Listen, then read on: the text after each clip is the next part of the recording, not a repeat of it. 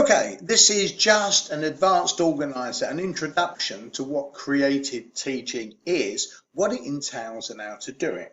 I have a complete workshop on this, but just to give you a insight that might be useful for the way you are doing presentations and conducting short workshops. Now you're probably not even listening to me because you're looking at that really good looking guy, David Beckham, taking one of his famous bend it like Beckham free kicks. Well, basically, creative teaching is like creativity in any field. You have to combine things that may not be naturally connected, that result in a new perception and a new idea and a new practice that is effective in some way. So in terms of teaching, when you can combine resources, different methods, different activities, different resources, to have an high impact on student learning, you're moving towards what I call creative teaching competence. Now, one way this occurs, and here's a typical example, I was once asked to help someone teach Newton's second law of motion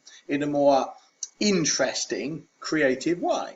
So this is how the lesson went. I went into the class and I showed students in the afternoon this photo. Well, it gets attention for different reasons. The guys like football and I guess some of the girls like David Beckham. So it's a pretty good primacy effect. Could even call it a von Restorff effect. But then this is how the lesson develops. I posed a question to the students. What would happen if certain conditions changed?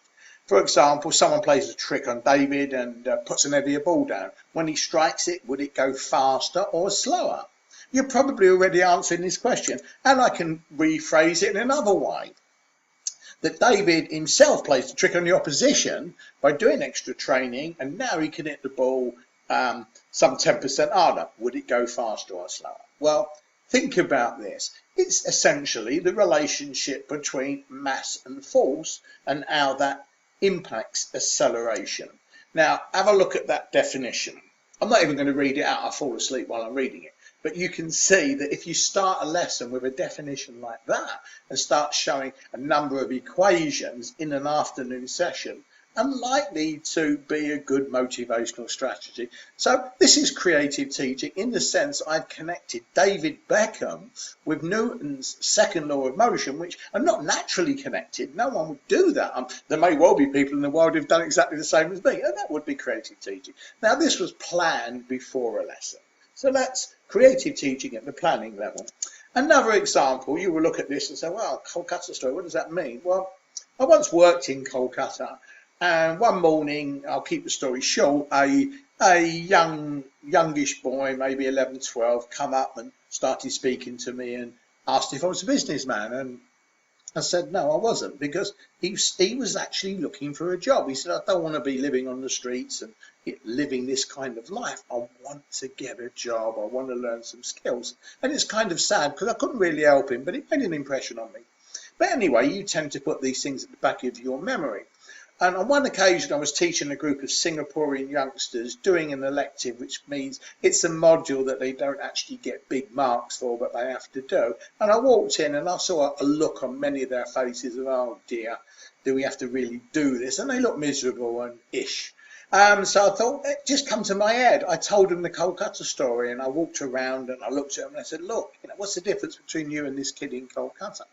And eventually they come up with the fact that they lived in Singapore and they had a lot of opportunity. And I kind of jokingly said, well, pay attention and learn something from the lesson. And I just said it. I didn't really kind of plan this. And they sort of sat up and kind of got on with it. And they were generally okay. And I kind of forgot about this. But when I went into their class the following week, when I walked in, they all perked up and looked at me, smiled and said to me something like this. It's a Singaporean thing. Sure, you don't need to tell us a Kolkata story again, La. We get it. And they were fine from then on. So sometimes you invent some story. Well, the story wasn't invented, but you invent, if you like, a pedagogic strategy that in the situation actually gets the desired results, which was to change the perception of the students and get them to see, well, we're here, so let's get something out of it. So that's a case of where you sometimes invent a bit of pedagogy, an experience that has a positive effect on student learning. And here we go. Here's an advanced organizer that you can use. When we look at creative teaching, it's often in the form of stories we tell, some very good, powerful examples from our own experience. The use of humor, it's one of the most creative aspects of the brain, and coming up with activities that really connect the learning to the learner's experience and their experience of the world as they have it, making those activities very powerful, contextualized. And of course, your presentation style. That's a kind of pedagogic glue to everything we do. If you're dull and boring, sadly, it tends not to have a positive impact in terms of generating interest and motivation in the classroom. So expressive tone, good eye contact, walking around the room, showing that you're enthusiastic. It's a behavioural thing. And smiling is really, really powerful. If you smile at students, but you've got to do it appropriately, it's hard for them not to start smiling back. So shape, nice metaphor. When I see teachers teaching effectively, creatively, I say, wow, they're in really good shape. It's a kind of underpinning syntax, but it's all evidence-based.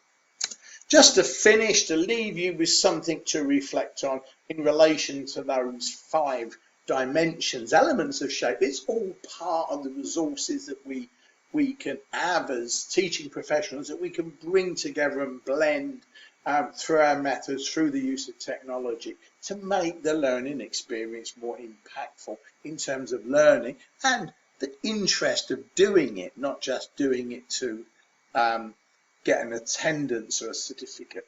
Some great quotes there. You can download this and reflect on it in your own time.